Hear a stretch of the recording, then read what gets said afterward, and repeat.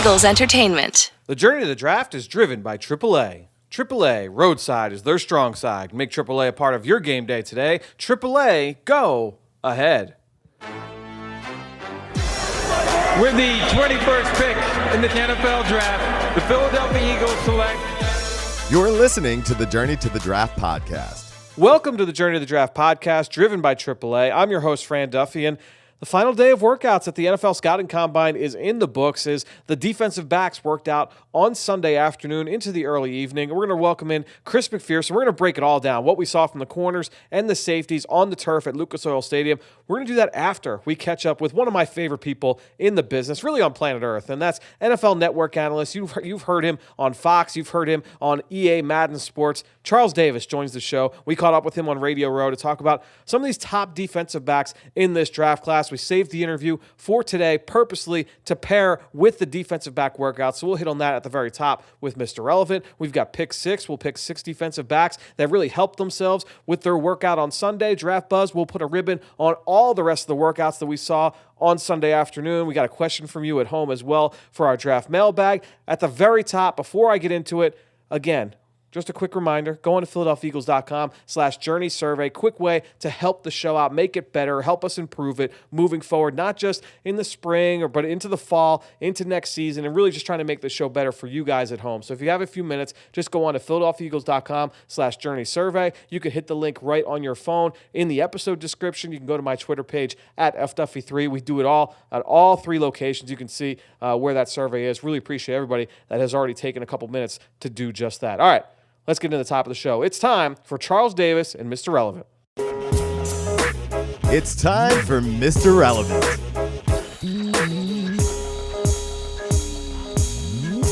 Really happy to welcome back to the Journey to the Draft podcast, driven by AAA, our friend, Charles Davis. Charles, welcome back to the show. Fran, thanks for having me. I can't believe you keep letting me come back. Well, I mean, you ignore all the viewer mail and the listener mail and tweets and everything, and you still let me come back. You are a good man. You were on the Eagle Eye in the Sky podcast a couple weeks ago. Had a caught up with blast. the Shrine Game. And That's right, East West. And everyone loved it. That was a great episode. So we were like, we got to get him back on and bring him back for Journey. If the world didn't spin off its axis, we're good. Well, we're bringing you on to talk about DB play. Yeah. All right. So, and look, the defensive backs, they work out on Sunday. Different schedule this year. What are your thoughts on the new schedule, real quick? Doesn't it feel like the draft?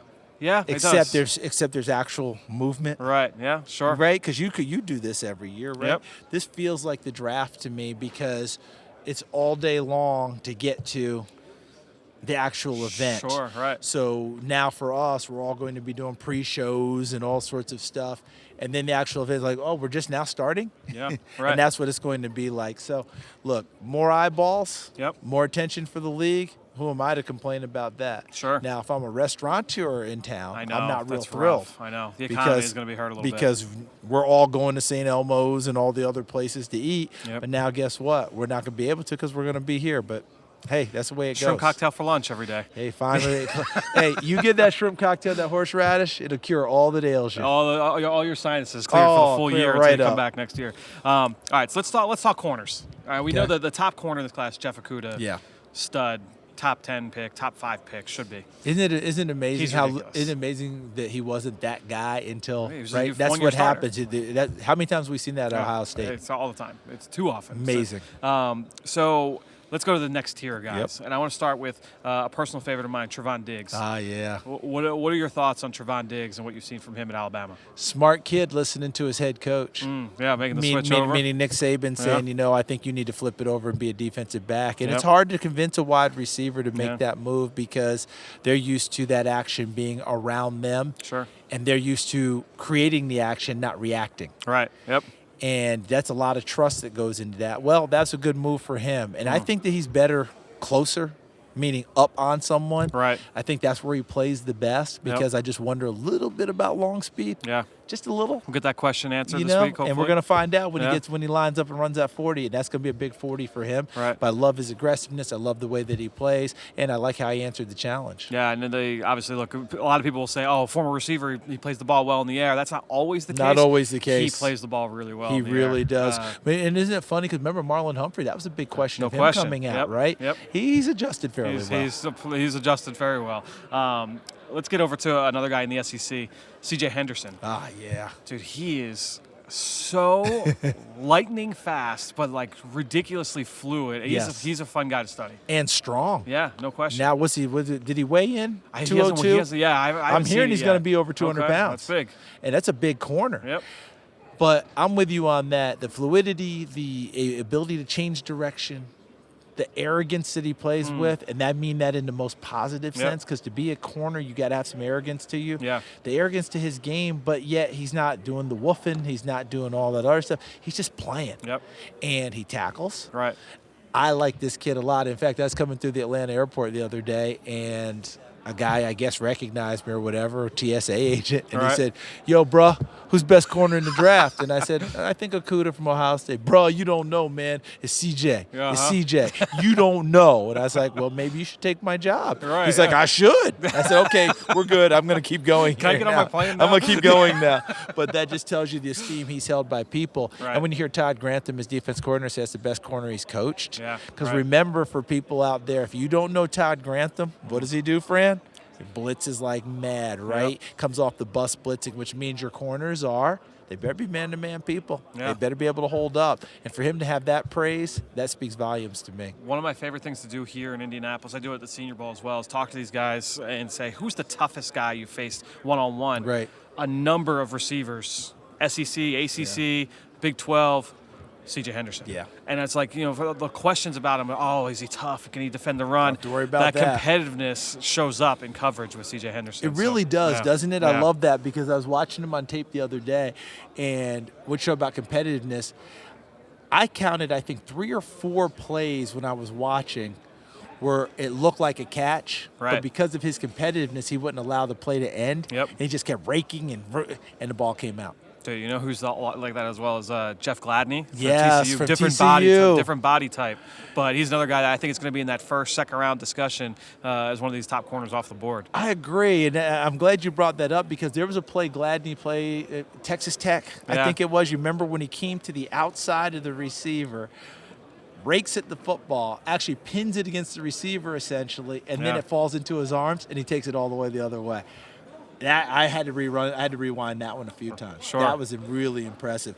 But you're right about that. Plus, I think he reads combinations pretty well in zone. He's very instinctive I think when he sees things in zone and he can see it and he triggers and goes. Plus, he tackles. No He's question. another one to tackle. He's a smaller guy, but I'll tell you, like the game I watched, TCU, it was the first game I watched from this year, and he's matched up on Colin Johnson. Colin Johnson's like 6'5.5". That's like 7, 8, 10 inches, like a huge difference in size. He didn't back down like Not at all. an inch. It was a lot of fun to watch that tape. It really was, wasn't it? Juices, I just feel like he's got that bulldog in him. Yep. But I'm with you on his movement skills.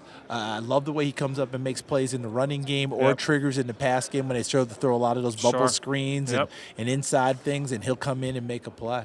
Where are you at on A.J. Terrell, the kid from Clemson? Oh, man, I like him a lot because I think that his speed game is there, always has been. I think he's another guy that triggers really fast. So my next thing is, can you double move him? Right. Yep, right. Sure. That would be the thing I would be concerned with if there is one. But I'd much rather have a guy who triggers most of the time, and I'll give up occasional double move. Yep. And again, in the run game, pass game, how many times did you see Fran on tape him get underneath things? And spill plays. And he moves at a different speed coming downhill. Like, it's not like he comes in a little tentative. I mean, he flies. He's coming in Once hot. he makes a decision, he goes. And the other part is, I don't know if I'm sure you saw this, and I just want to make sure I'm seeing it correctly. Downfield, matching a receiver, right? What we call getting in phase. Yep, sure. And when that ball arrives, he may have his back to it, but he makes a play. Yep. He reads that well, as far as I'm concerned. I think that people are kind of sleeping on him right now because of the national title game, and it's just a bad taste in people's mouth. Yeah. I mean, LSU, it was a bad game. It was like snowballed on them quick. I'm just glad I wasn't over there because that thing got out of hand in a hurry, didn't it? And they made really good teams look really bad. Yep. They were, by the end of the season, it was ridiculous. Yeah, no, Terrell, he's a good player. He's a really good player. I think a lot of people kind of sleeping on him. And don't forget, he's the one that blew open that first national championship game when he made that big play against Tua. Sure. Well, that's a really good point. Yeah, he's great. He's been a great blitzer throughout his career. He had that's the other thing. in that game too.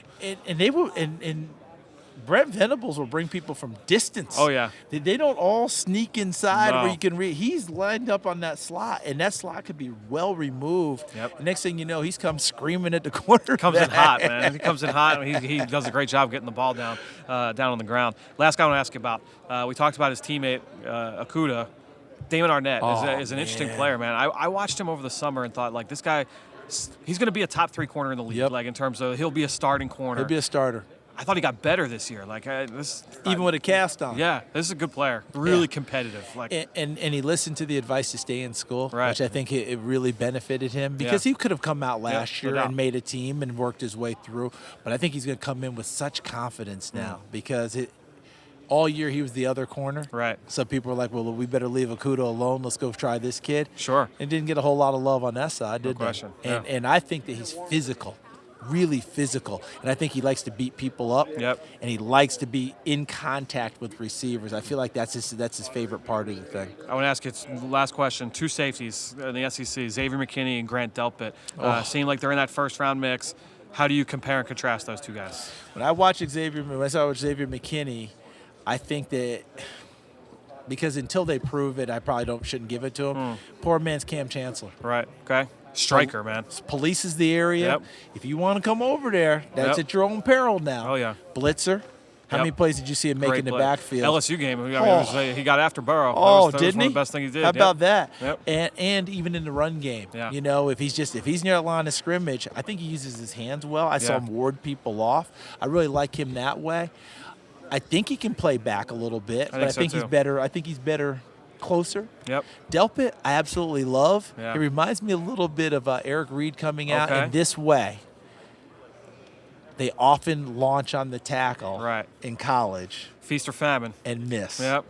I think if he just comes to balance, Yep. he's going to be an excellent tackler. Because he's not like an athletic limitation. No, he's zero. got him. Yeah. Zero of those. But once he comes to balance and makes those plays, he's going to be something. And I really think he's a heck of a player. I mean, and don't forget, he played hurt most of this year. Sure. His better tape, I thought, was last year. Like, it's possible that a guy is going under the radar. Just won the Thorpe Award, top DB in the country. Yeah, Like, I mean, because people are, Okudah's still ticked off that he didn't. How did he get the Thorpe Award? And I understand it, but Delpit had 3 years of build-up for it.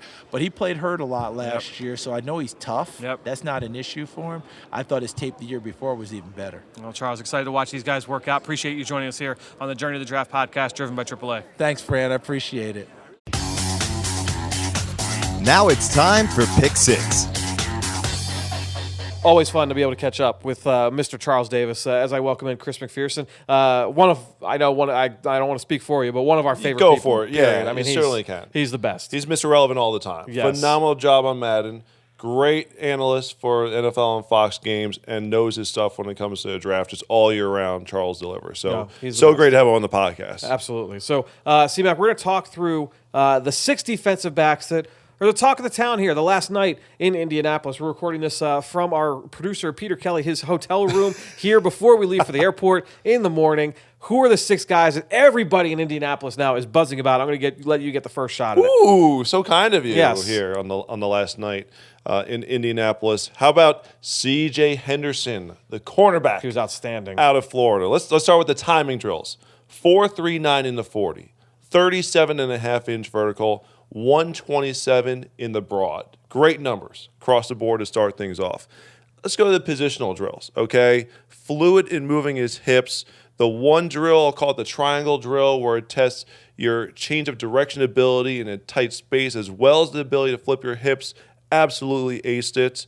In the gauntlet drill, Fran, I know you're not a big fan of the gauntlet drill for defensive backs, but It's a cool, it's like icing on the cake. Like, that's what it is. Yeah. Okay. To me, it wasn't like, oh man, I really need this guy to do well here. But it was nice to see them do well. But he would glide when he catch it. Very natural in that drill as well. Just every single drill, good rep, great rep, made it look easy, so fluid, easy mover. You could see why people think that, okay, Jeff Okudah is pretty much the consensus number 1 corner in this draft class.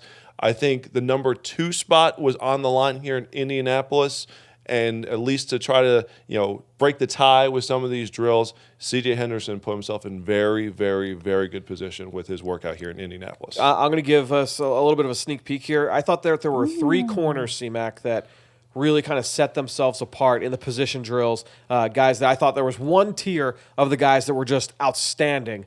CJ Henderson was at the top of that list. We're going to hit the other two in this segment. So CJ Henderson was the first one. I'm going to go to the safety spot, though. I'm going to go to Jeremy Chin, the safety from Southern Illinois. 6'3", 221 pounds, ran a 4.45 in the 40-yard dash. Good number, great number when you consider the fact that he's over 220, okay? Big boy, yeah. Big boy. 138 inches in the broad, 41 inches in the vert. Freak show numbers, okay? Then he goes to the position workout. I thought he was outstanding. I thought he was really good across the board. Some reps were a little bit better than others, but didn't have a bad rep on the day that I thought, from my eyes, in the defensive back drills. I thought he was really good. This is a guy that's got corner experience. We've talked about him going back to the Senior Bowl where we got to see him up close, and I thought he did a really good job in one-on-one drills. Jeremy Chin, I thought was really, really impressive here in Indianapolis. The testing was really good. I thought the positional workout really matched that as well. Thought in the positional drill showed a good job, the ability to track the football. Yep. The W drill, quick change of direction. Thought it was a solid in that.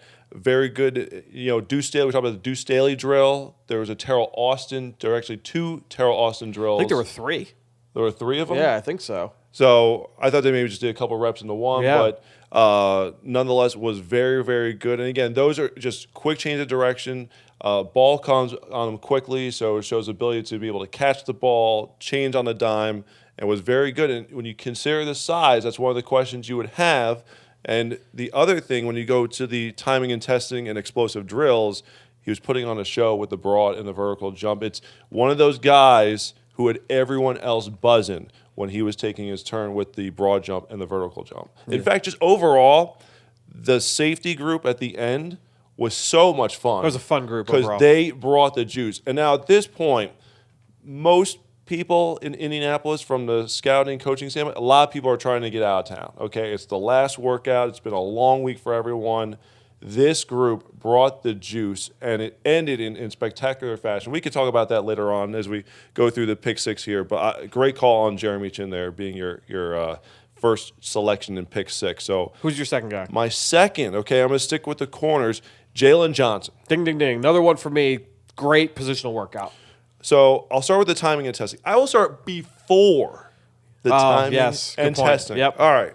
So before the timing testing drills get underway, the players are warming up, they're stretching, they're doing quick sprints just to get themselves loose and ready. And there's a player, don't know who it is, who's just walking the length of the field with no shirt, no jersey on. And this guy is rocked up, and you're like, he is flashing it. He is coming out here to say, I'm putting on a show. I'm helping my draft stock. Just get out of the way and let me do this. Mama said if you got it, flaunt it. And you're just wait. I'm like, all right, who is this guy? Okay, who is this guy? And he puts on the jersey number 21, Jaylen Johnson. All right, well, he does a 4.5 in the 40, solid. Yeah. Okay, 36.5 vert, very good. 10.4 broad. Okay, shells all very good across the board. Good, above average, the whole 9. Yep. Then let's just get to the positional workouts. Okay, just a fluid mover in the line drills. Okay. Made it look so easy when he was doing the back pedal. Just going through my other notes here. The triangle drill, again, quick change of direction was very good. Just top to bottom, consistent throughout. He's got the body, obviously. He's got the athleticism. Did a good job with the positional workouts. Just put all 3 together to put himself on the map here in Indianapolis. No, I thought Jaylen Johnson was really, really good, especially in the position work. Really, really impressive. I was glad that you brought him up. My second guy, I'm going to go back to the safety well, C-Mac. I'm going to go with Kyle Duggar, who, very similar to Jeremy Chin, 6'1", 217. He's got huge hands. You've got a He's type. got vines for arms. He's got a great wingspan. He goes 4.49, which is a pretty solid time in the 40-yard dash, especially for a guy that's just about 220 pounds. Freak show numbers in the jumps, 134 inches in the broad, 42 inches in the vert. Great numbers. And I think that overall, when you're looking at who's a guy that helped himself, Kyle Duggar, check the box, right? And he was a guy that stood out at the Senior Bowl, stood out on film going back to his college career. He's got size, he's got durability, he's got character, everything you're looking for. Kyle Duggar keeps checking boxes, and I thought he checked the box. The positional workout I thought was okay, wasn't great. I thought he had a solid workout from a positional standpoint, but from the athletic testing, I thought Kyle Duggar really, really stood out. I totally agree, and this goes back to the buzz he started at the Mobile, where the draft starts, as Jim Nagy likes to say, friend of the podcast, but really made a name for himself there. So everyone wants to see how would the momentum continue, and he, like Jeremy Chin, when he went on the broad, everyone was over to watch. When it went to the vertical, his first rep, I don't know what his first one got, but it kind of seemed like, it was a little dull, like it wasn't so much of a wow. He does his second one. They tally up the total. I think he got 42 inches, if I'm correct. 42, yep. And everyone was going nuts among the DBs. Again, they just brought the juice in the stadium there for the final set of drills. So great call there with Duggar being one of your pick 6 selections. So my third, I'm going to go with the safety here. How about Miles Bryant? Great pick. Timing and testing, not the best. Not the best, yep. That's a big thing, okay? You're going to look at the timing and testing, and it's like nothing blazing at 40, nothing along those lines, okay? But the positional workout, okay? The line drill where you have to flip your hips, just very fluid. Both reps was very, very good. He was the best in the line drill of the safeties, I thought. The back pedal drill where you turn to find the football, their coaches were even reacting to how well he did, telling him, nice job, good rep out there. Made plays on both of his reps there. Back pedal when you do the different angles, just nice execution when you have to turn on a dime quickly. He was able to do that, just top to bottom, just fluid, was able to change direction quickly.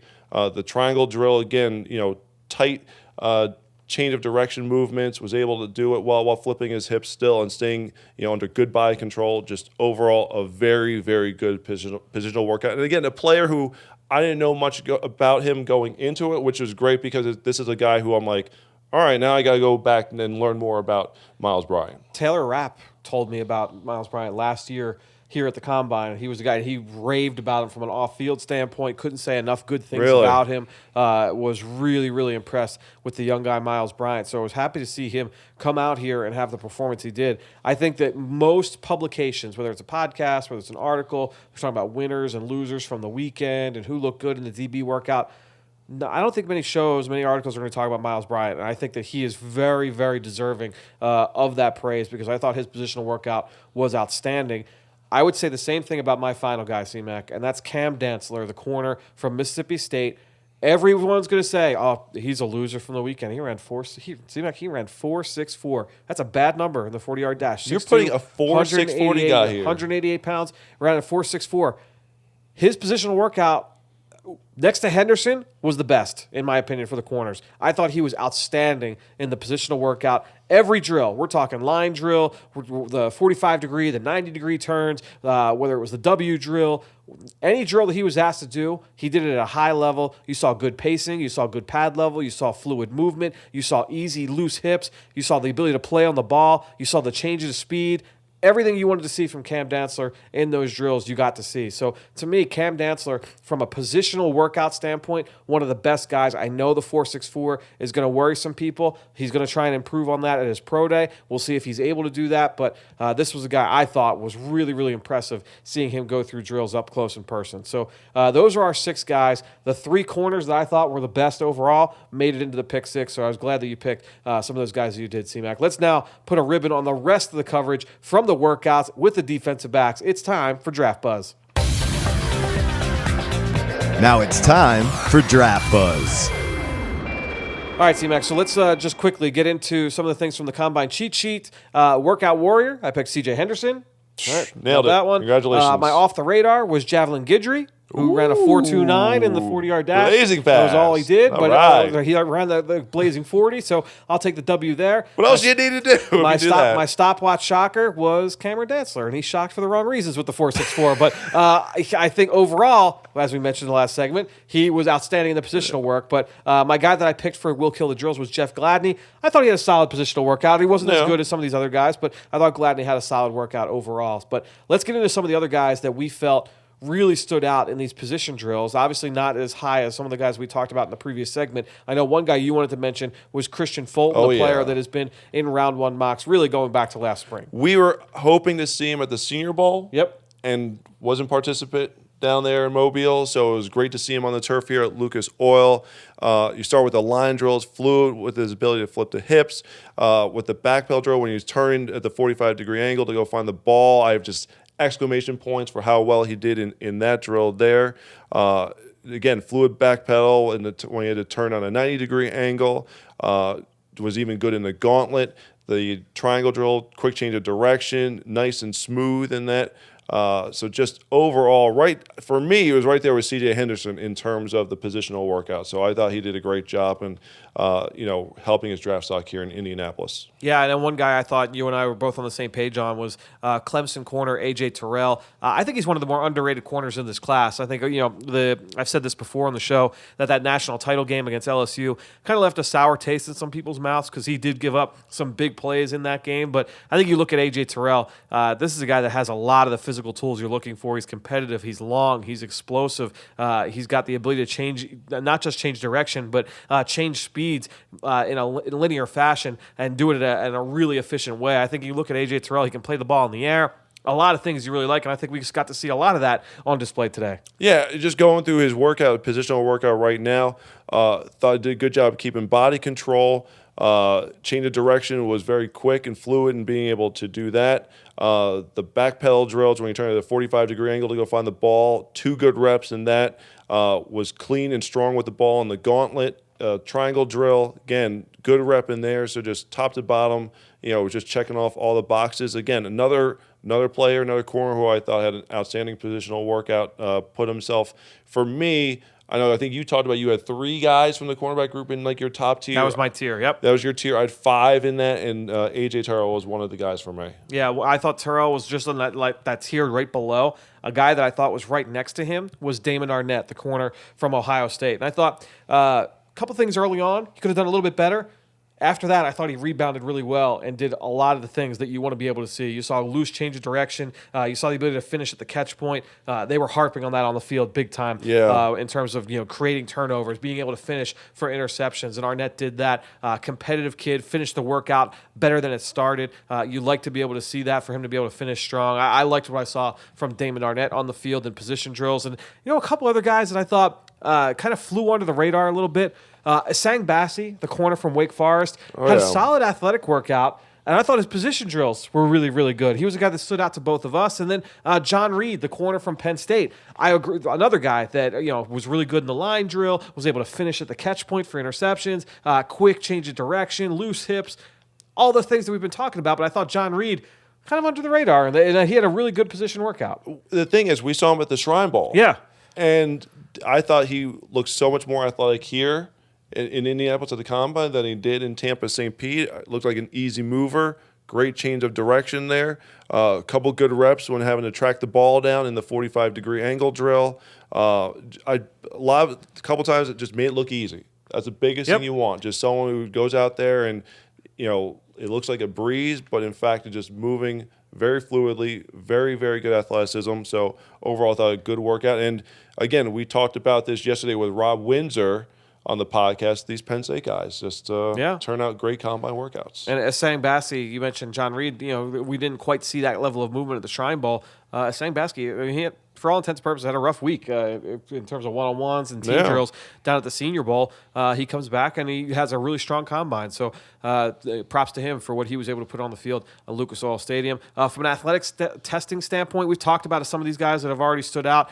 We've got done talking about John Reed, that 4.49 in the 40, solid number, especially for a guy that some people think is more of a slot corner. 129 inches in the broad, just under 37 in the vert. Good numbers, great short shuttle with a 3.97, solid 3-cone with a 6.95. So across the board, John Reed checked a lot of boxes. And then Jeffrey Okudah, 4.48, solid number, especially for a 205-pound corner. So good number there for him from the long speed standpoint. And then Great jumps, 135 inches in the broad, 41 in the vert. He left the positional workout. That's why we didn't really talk about Okudah yet, was that he left glad the you bring positional him up here, workout, just because looked like it was like a head or a neck injury. It was kind of debated in terms of what it was, but left the positional workout, came back and had the jumps after the positional workout. So you like the resiliency there, and honestly the competitiveness. I think that kind of speaks to his character. If you're a team picking in the top 5, I don't think there were any questions about that in terms of what his, looking back at his background, but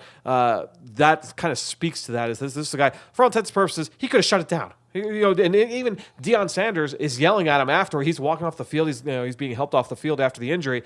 He's like, "Shut it down, big fella. You're going first. Like, don't worry about it." He's like, "Yeah, the position workout's done. I'm gonna show him what I can do on the jumps." And he goes out and he jumps through the gym. So I think that speaks a lot to Jeffrey Okudah. How many players this week did not compete for choice? They announced it. All the players are not going to compete in the positional drills or the timing and testing drills. And it's medical exemption or choice. Okay. And some of the choice they're coming off an injury. They're just not in the proper shape that they need to be in at that point. And some guys are just like, "Look, I know I'm going high. There's nothing for me to do here. Yep. So I'll meet with teams for interviews, but I'm not working out anymore." Certainly kudos to them. Certainly can understand the situation. Okudah certainly would have understood if he wanted to go that route, but he just wanted to show he's a fire competitor, and that's just going to add a little bit something extra there. It's going to be another check mark for teams that are debating who to take. Once some of these quarterbacks and like Chase Young come off the board, you're looking at one of those first non-quarterbacks. Okudah is certainly helping his cause there. No question. We can move now over to the safety spot. And I thought, real quickly, we'll just go through the cheat sheet. The workout warrior was Kyle Duggar. I thought he certainly more than held his own in that arena. My stopwatch shocker was Jeremy Chin. We talked about both these guys already. We don't need to dive too much into their performances. Both of them hit a home run in terms of what they were able to do from an athletic standpoint. My off the radar was Brian Cole II. Battled an injury, worked with the cornerback group, even though I had him listed as a safety, and he played safety at Mississippi State. Did see a lot of slot corner work, and some people obviously see him as a slot corner moving into the NFL. Ran a 4.52, an above average number for a safety, so not quite to that level that I was expecting, and then an injury kind of hampered him through the rest of the workout. I thought Geno Stone would kill the drills, and he had some bad test scores. He didn't run well in the 40. The other drills he did were just okay. But when they got to the position work, he did a pretty good job up until he got hurt. So he got hurt and had to leave the workout. So that's the update there on Geno Stone. Now, mind you, you had to shift around some of your categories here because guys were dropping out at the last minute. No Grant Delpit, no Ashton Davis, no Brandon Jones. I had written about all 3 guys in that area, so I had to do a little bit of late shifting there. But we made it work. Look, I got Jeremy Chin and Kyle Duggar in there. I'll take the W.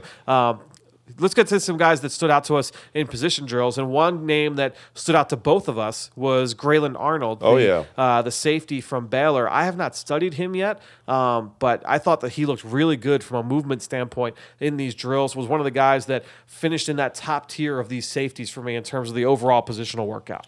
If the first drill they do is a line where they're showing their ability to flip their hips and, good reps in there. Then they're tracking the football, 45-degree angle. Did a great job, I thought, adjusting to the ball there. After the first rep, he, I think, heard from the coach, because you almost are running blind until the coach says you can look for the ball, so it forces them to have to track it really quickly.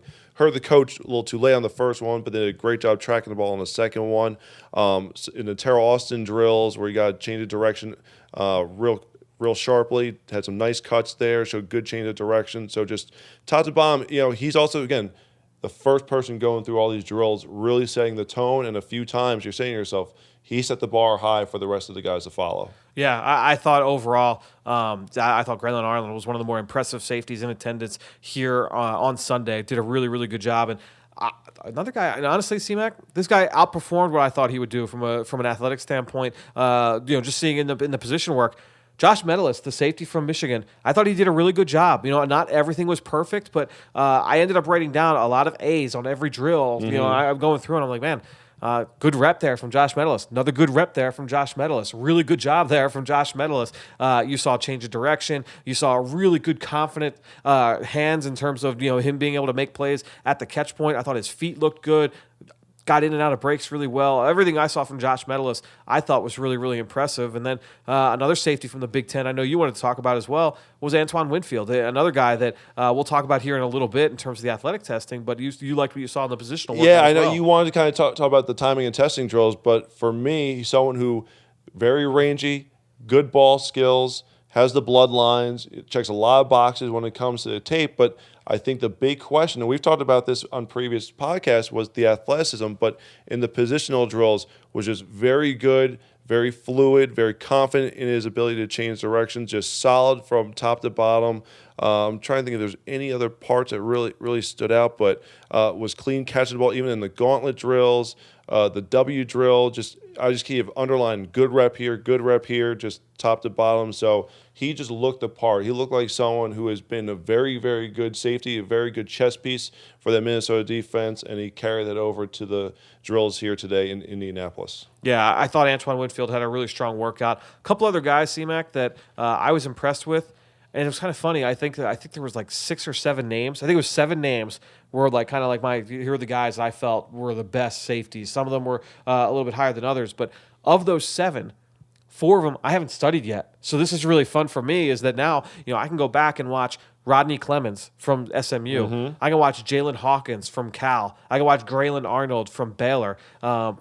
These guys that I hadn't seen yet. Now I can go back and be able to watch. How do these guys move? Miles Bryant from Washington. I haven't done yet. I haven't studied Miles Bryant yet on film. I kind of know a little bit about him just from doing some background work. But watching these guys work out in person was really fun because I didn't really have any preconceived notions and.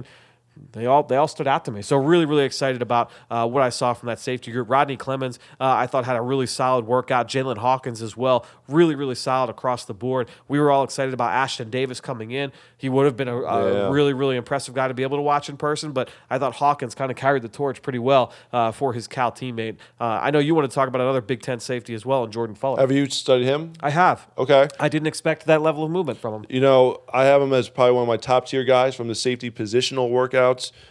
Just underlying, just very good rep, time after time, consistent throughout.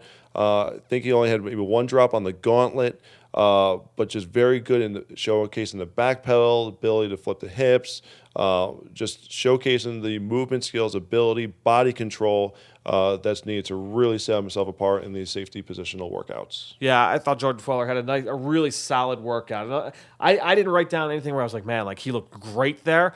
But I didn't write anything down where it's like, man, he looked limited, he looked stiff, he didn't look explosive. Like I thought overall, just a really solid workout from Jordan Fuller. All right, we're gonna wrap this up. A few more names here from an athletic testing standpoint.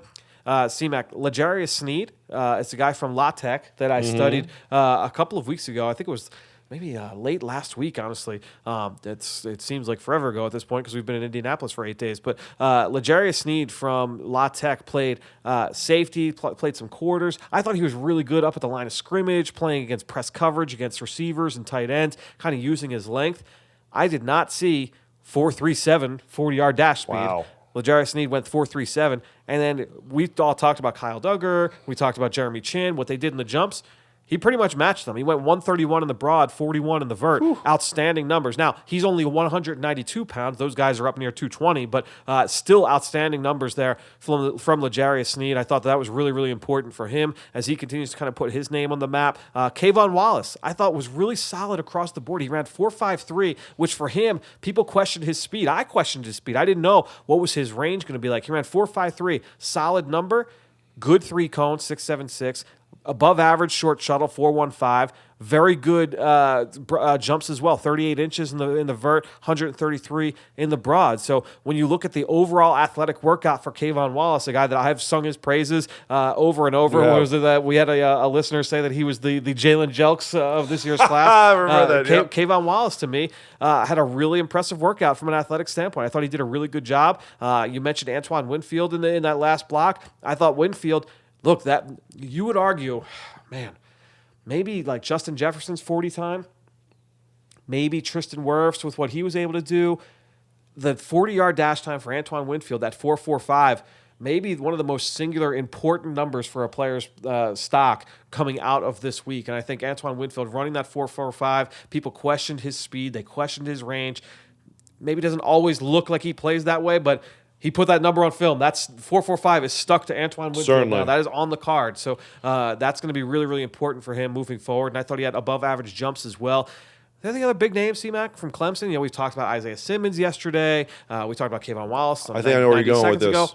Tanner Muse works with the safeties. Now, I talked to him on Friday, and I said, hey, like, how are people, what's the linebacker safety talk? Are people talking about you as a linebacker or safety? He said, honestly, most teams are looking at me as a linebacker. And we talked a little bit about that. What does that mean for you? Are you excited about that? And so he is excited about that. He's embracing it.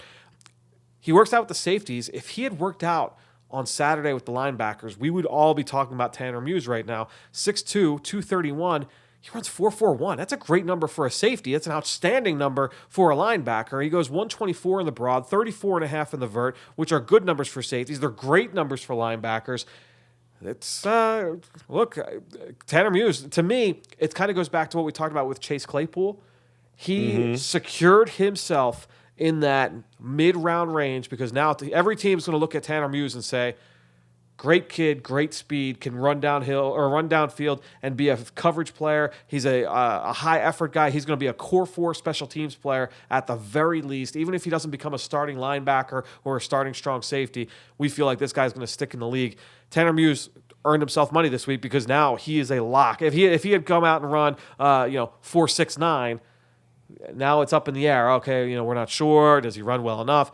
You go run 4.41, you're running on kickoff week 1 in the NFL in 2020. He's going to be on somebody's active roster. He's going to be in the final 53 and final game day roster. It just goes back to your point, though. Maybe should he have done stuff with the linebackers just because?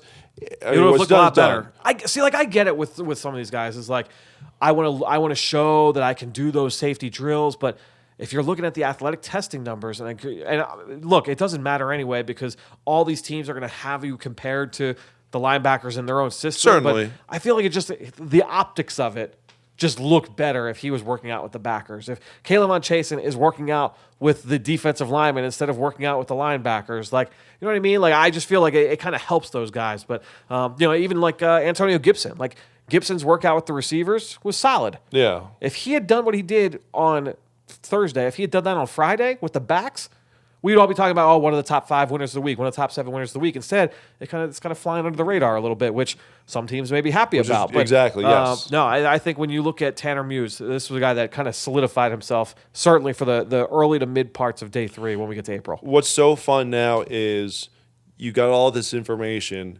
and what are the teams going to do with it? It's going to be going back and which guys do we need to revisit? Which you're going to start crunching the numbers and try to figure out some of those philosophical discussions. All right, we thought that maybe Tanner Muse could be a linebacker, maybe he could be a safety. Well, you've got numbers to prove which way you want to go to help influence those decisions that much more. So it's really fun now, the whole behind-the-scenes process of how the teams are going to utilize this to take it to the next level and get their boards closer to draft weekend. Yeah, so we're going to take a couple of days ourselves and just kind of take in all the. We'll sleep in our own bed tomorrow night, which will be fun. But we're going to take all this information. We're going to come back Wednesday and we'll kind of go through the biggest combine winners who really helped themselves most when we get back together back at the NovaCare Complex on Wednesday for the next episode. But the show's not over yet. We're going to close this out with Draft Mailbag.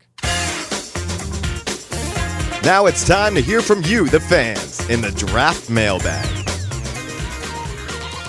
All right, well, as always, before we start Draft Mailbag, the best way to support the show is to go onto Apple Podcasts or Stitcher, leave us a rating, leave us a comment. I wanted to give a shout-out to a couple people who left some good questions here over the last few days. The Daniel Silva left a 5-star review, said, Fran, huge Eagles fan all the way from Fresno, California. Love how you keep us connected year-round. Question on this year's draft, given the Eagles' needs. If Henry Ruggs, Grant Delpit, or C.J. Henderson were available at 21, who are you going with? So, Daniel, we said before, it's tough for us to answer those kinds of questions, but we can say, C-Mac, we can talk about all these guys, right? I mean, Henry Ruggs at 21, Might be tough to envision at this not point. Likely. Yeah, I mean, not it's tough likely. to envision at this point. We'll see. I mean, look, you never know because you never know course. in the NFL draft. But with his speed, obviously can impact the game in a lot of different ways, not just on offense but on special teams, and do a lot of different things for you. Even when he doesn't have the football in his hands, he's able to help your offense. So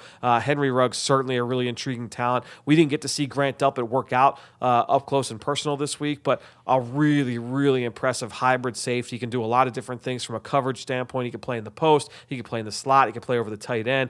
Really, really impressive coverage player. Can finish on the ball at the catch point for turnovers. Was a turnover machine, really, over the last couple of years for the Tigers. So Grant Delpit, really, really impressive safety. And then C.J. Henderson, we talked about in this episode. Whew. I mean, to me, I don't know if he's going to 21 either. So there was, I think it was it Albert Breer? It was somebody said that he's a lock for the top 15 at this point. And I think when you look at Henderson, you can go back to the early fall, late summer. I've been praising this kid since I first watched him. People have been knocking him for the tackling and stuff like that, and I get it. He's got some missed tackles on film, but you don't have guys that move like that and are that big and that long very often. I mean, he's really, really he's a really impressive cover corner. All three of those guys. Great players that you'd love to be able to get at 21. I could also envision all three of those guys being gone by pick 16. Like they're very, very good players. Second question here from Shane B118, 5-star review. I guess that's Shane B118. I don't know why I said 11.8, but 5-star review. If you're the Eagles, how aggressive would you be to go after Henry Ruggs? We're gonna get a lot of Henry Ruggs questions, as I said, over the last few weeks. We're gonna continue to get those. I've been hearing potential top 10 buzz around him. Yeah, it's possible. It's possible. Look at John Ross. So yeah, I've been hearing potential top 10 buzz around him, and I think I would do whatever it takes to go and get him. Or do you think we could find someone else with enough speed later in the draft with how deep this wide receiver class is? Speed is the Eagles' number one need, in my opinion. So that's the question from Shane. Look, I mean, trading up. Look, the Eagles hopefully will have 10 picks. We'll see what happens when the compensatory picks are officially announced. Hopefully they have got 10 picks in this draft. You'd like to be able to come away with a good amount of players because remember they've only had 10 picks over the last 2 years combined. So you'd like to be big factor. You'd like to be able to have. So if you do trade up, obviously they've got ammo to trade up and they can if they want to. But you're going to have to recoup those in some way later because you do want to continue to influx this roster with some youth. So look, I will say if this was like a 2-receiver draft where it was like, man, you got to get this guy. That'd be one thing, but I do think that there are really good options elsewhere as well. The guys that offer some speed and some guys that are great receivers that don't have 4.2, 4.3, or low 4.3 speed. We've talked about a number of these guys, whether it is a Justin Jefferson, whether it is a CeeDee Lamb, whether it is Brandon Ayuk, all these guys. And KJ Hamler is a great He's speed in that conversation, threat. certainly. Jalen Reagor, I know he didn't test like it, but on film, a speed threat. So it's a really, really good receiving class, and there are a lot of options. So I don't think you're wrong in whatever your opinion is. If you feel like, the Eagles need to go and trade up, or if you feel like, don't force the issue, kind of let the draft come to you and do what's best for the Eagles at that point. I don't think that there's any wrong opinion in that scenario, but there's certainly discussions that every team, not just the Eagles, but every team is going to have throughout the course of this process. Because here's what happens now, guys, is that over the next few weeks leading up to April, this is the last big event, right? Now it's going to be, you've got pro days and the top 30 visits are going to happen over the next a couple of months after free agency. Personnel departments all get together in a room and they play out all of these scenarios. Okay, so hey, the Raiders select this person, the Cowboys select this guy. Here's what's on the board for us. Now what? Okay, now we have this trade scenario. Do we want to move up? And you're talking with all these teams. You're trying to set up, you're trying to gauge what value is to move up, to move down. You're trying to get all of that stuff prepared so then that by the time you get to late April, now it's just, okay, we let this come. We know what all the possible scenarios are. Now we can go. So that's all the preparation that's going to be happening over the course of the next couple of months. It's going to be a fun process. Hope you're joining us here every single week on the Journey to the Draft podcast, driven by AAA. We'll hope to take you there all the way through the end of April and beyond. So for Chris McPherson, thank you so much to Charles Davis as well.